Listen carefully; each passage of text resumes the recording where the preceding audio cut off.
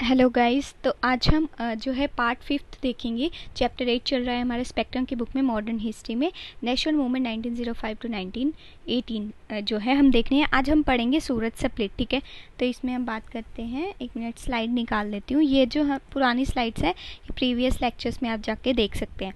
तो सूरत स्प्लिट में हम बात करते हैं। पहले थोड़ा सा मैं आपको बता देती हूँ कि ये जो सूरत स्प्लिट था ये आपका दिसंबर 1907 में हुआ था। जैसे कि नाम सजेस्ट कर रहे हैं सूरत में, तो वहीं पे ही हुआ था। और ये कांग्रेस जो है वो स्प्लिट हो गई थी, मतलब जैसे जिसमें एक्सट्रीमिस्ट एंड मॉडरेट्स थे उसमें इन दोनों में स्प्लिट आ गया था। ठीक है, मॉडरेट्स जो थे वो आपके नरम दल वाले नेता थे और एक्सट्रीमिस्ट जो थे वो आपके गरम दल वाले नेता थे।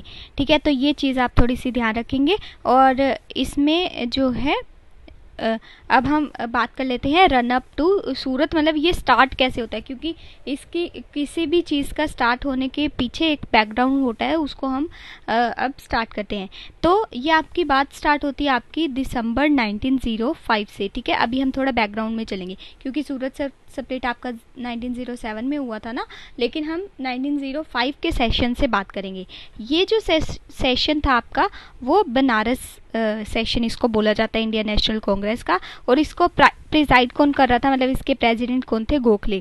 ठीक है, और यहीं से ही शुरुआत हो जाती है एक्सट्रीमिस्ट एंड मॉडरेट्स के बीच में जो है वो डिफरेंसेस क्रिएट जो है वो स्टार्ट हो जाते हैं। क्योंकि जो एक्सट्रीमिस्ट होते हैं ना, जो गरम दल के नेता होते हैं, वो जैसे बॉयकॉट स्वदेशी मूवमेंट हो गया, बॉयकॉट मूवमेंट हो गया, इसको बंगाल से बाहर लेके जाना चाहते हैं, मतलब ऑल ओवर द इंडिया इसको लेके जाना चाहते हैं और ज़्यादा मास पार्टिसिपेशन चाहते हैं इसके अंदर कि नेशन वाइड मास मूवमेंट जो है चलाया जा सके। लेकिन जो मॉडरेट्स होते हैं वो ऐसा नहीं करने देना चाहते। वो चाहते हैं कि हम सिर्फ इसको सीमित जगह पर ही रखें।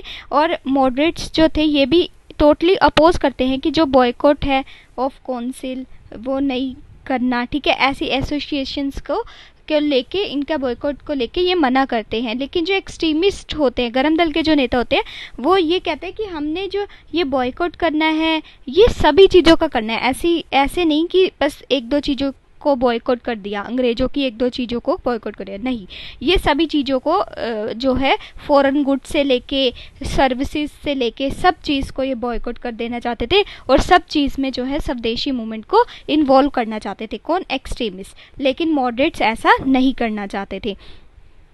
तो आगे चल के क्या होता है, कॉम्प्रोमाइज़ भी जो है इनमें कोई भी नहीं करता, दोनों अपनी अपनी जगह पर जो है वो अड़े रहते हैं। और इसी के बीच में जो रिएक्शनरी पॉलिसीज़ होती है कर्जन की, वो ज़्यादा तेज़ी से बढ़ रही होती हैं। एंड लेकिन फिर आगे चल के जो जैसे आपको बताया कि कर्जन की जो पॉलिसीज़ में आपका जो बंगाल को स्प्लिट करने का जो इसका एक एम था वो भी जो है वो हो जाता है इसके दौरान। ठीक है, तो ये आपका जो है 1905 का हमने देख लिया। अब हम 1906 की बात कर लेते हैं।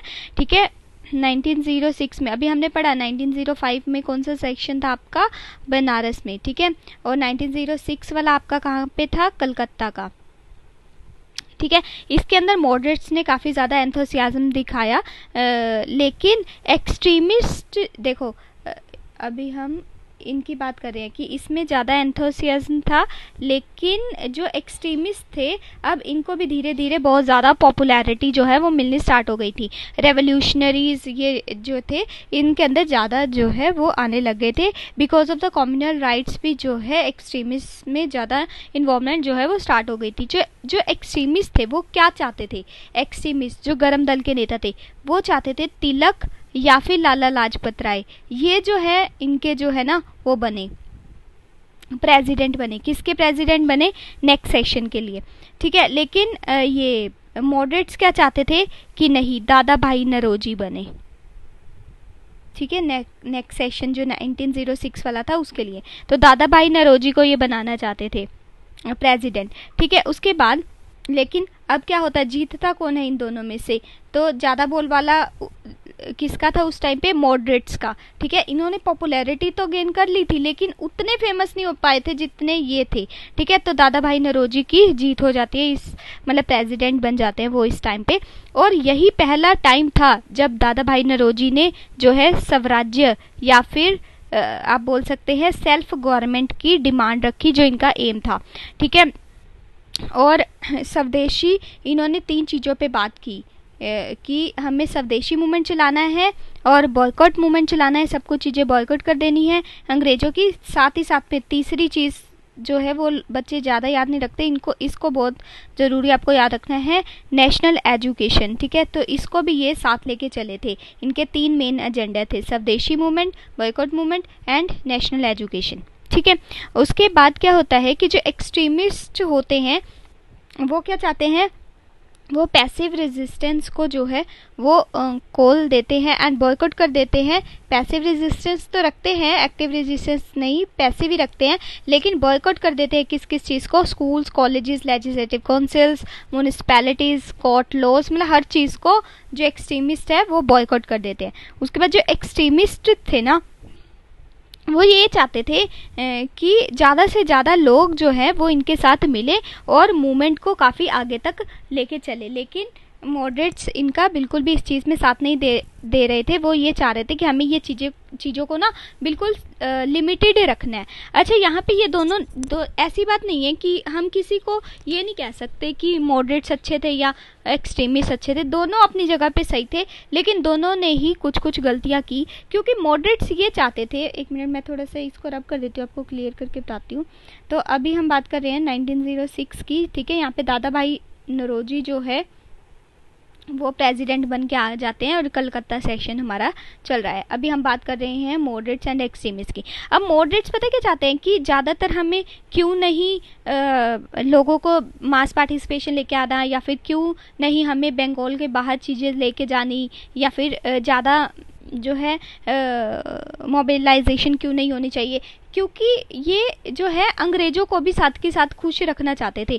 ठीक है, ये चाहते थे कि जो लिबरल्स पावर्स में बैठे हुए हैं ना इंग्लैंड में, वो हमारे ऊपर मतलब हमारी बातें आराम से सुनते रहें। तो इसीलिए ये भी बोला जाता है कि ये जो थे ना पैम्पलेट्स, प्रेयर्स, ठीक है, इनके सहारे चला करते थे। तो ये भी आप इनकी लाइन याद रखेंगे, प्रेयर्स, पैम्पलेट्स, ठीक है, न्यूज़पेपर के थ्रू अगर कुछ देनी है जानकारी लोगों को तो वो ये दिया करते थे।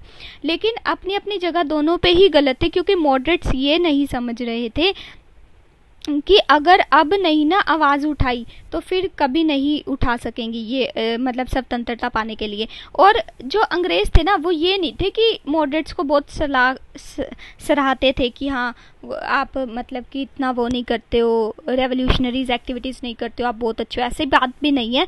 वो इनको कुछ रिवॉर्ड वगैरह भी नहीं देते थे इस चीज़ के पीछे। तो यहाँ पे ये भी गलत हो गई। वहाँ पे एक्सट्रीमिस्ट भी ये गलत थे, क्योंकि उनको ये समझना चाहिए था कि जो मॉडरेट्स थे ना वो उनके आउटर लाइन थे, किसके लिए, डिफेंस के लिए। अगर एक्सट्रीमिस्ट को कोई कुछ कहेगा तो मॉडरेट्स ही आएंगे उनको बचाने के लिए। तो ये भी बात इनको समझनी चाहिए थी। तो ये सारा आपका फर्स्ट पॉइंट में हमने कवर कर लिया है। मतलब कहने का मतलब मॉडरेट्स एंड एक्सट्रीमिस्ट दोनों ही अपनी जगह पे सही भी थे और दोनों अपनी जगह पे गलत भी थे, क्योंकि दोनों एक दूसरे के बिना नेशनलिस्ट मूवमेंट को नहीं आगे तक लेके चल सकते थे। अब हम बात कर लेते हैं स्प्लिट्स कैसे जो है वो होता है। तो जो एक्सट्रीमिस्ट थे वो 1907 में ये चाहते थे कि ये वाला जो सेशन है ना वो नागपुर में हो। ठीक है, और तिलक, मैंने आपको पहले भी बताया, तिलक या फिर लाला लाजपत राय जो हैं इनके प्रेसिडेंट बने। एंड ये भी स्वदेशी, बॉयकॉट एंड नेशनल एजुकेशन को साथ ले चलने की बात करते थे। लेकिन ये होता क्या है, ये जो सेशन होता है जैसे कि नाम सजेस्ट करे सूरत स्प्लिट, सूरत में होता है। ठीक है, एंड इसमें से तिलक को जो है वो प्रेसिडेंसी नहीं मिलती है। ठीक है, एंड उसके बाद since a leader from the host province could not be the session president. क्यों तिलक को नहीं मिलती है? क्योंकि देखो पहली बात कि ये चाहते थे कि नागपुर में हो, लेकिन होता कहाँ पे है, सूरत में होता है। अब जो तिलक थे वो सूरत के थे। तिलक को इन्होंने इसलिए नहीं बनाया क्योंकि ये कहते थे कि जहाँ का मतलब रेजिडेंस है ना, वहाँ का ये नहीं होना चाहिए, तो इसलिए इनको नहीं बनाया। इंस्टेड दे वांटेड रास बिहारी घोष कि उनको प्रेसिडेंट बनाया जाए, and so to drop the resolution of swadeshi boycott and national education, जो कि इनका भी एजेंडा था। तो यहाँ पे ये क्या चाहते थे कि रास बिहारी घोष को जो है वो प्रेसिडेंट बनाया जाए। तो यहाँ पे इनके जो डिफरेंसेस है वो क्रिएट हो जाते हैं, क्योंकि दोनों ही एक दूसरे की बात नहीं मानना चाहते, और यहाँ पे ये स्प्लिट जो है वो मॉडरेट्स एंड एक्सट्रीमिस्ट में हो जाता है, ठीक है। लेकिन जो इनका एजेंडा होता है सेल्फ गवर्नमेंट का, वो इनका मेन गोल होता है, वो तो हालांकि दोनों में ही सेम था। अब हम बात करते हैं गवर्नमेंट रिप्रेशन की। तो यहाँ पे गवर्नमेंट का क्या रिप्रेशन आता है, तो government lays a massive attack on the, किसके ऊपर अटैक करते हैं अब ये, एक्सट्रीमिस्ट्स के ऊपर। और जो 1907 से 1911 ये जो टाइम पीरियड था, इसके अंदर 5 न्यू लॉज जो हैं, लेजिस्लेटिव लॉज जो हैं वो एनफोर्स किए जाते हैं to check the anti government activity, ठीक है। ये जो लेजिस्लेशंस थे, इनके अंदर आपको कुछ एक्ट्स जो हैं वो याद रखने हैं। जैसे कि पहला आपके पास आता है सेडिशियस मीटिंग एक्ट, 1907 में ये लाया जाता है। दूसरा इंडियन न्यूज़पेपर एक्ट, ये आपका 1908 में लाया जाता है।